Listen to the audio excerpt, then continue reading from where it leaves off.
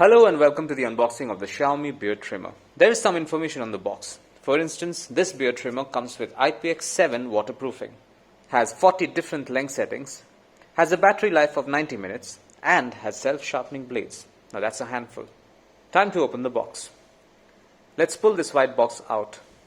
There is a user manual here that has, among other things, a glossary of the different beard styles that you can have with this device. This can be very useful. Let's open the cardboard box now. There you go, you have the combs on the right and the trimmer on the left. Let's take a closer look at the trimmer. It's quite sleek and beautiful to look at. You will notice the Mi logo right here. This device is pretty much ready to use. This particular trimmer is designed for corded and cordless use.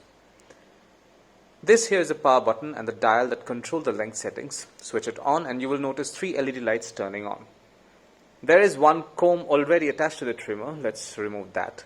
Now if you look at the trimmer, you will notice the stainless steel blades. The Mi beard trimmer boasts of self-sharpening blades. This part is also detachable, making it easy to clean. Let's keep the trimmer to the side and see what else is in the box. There is another comb. This one is larger. There is a carry pouch. That's a nice touch.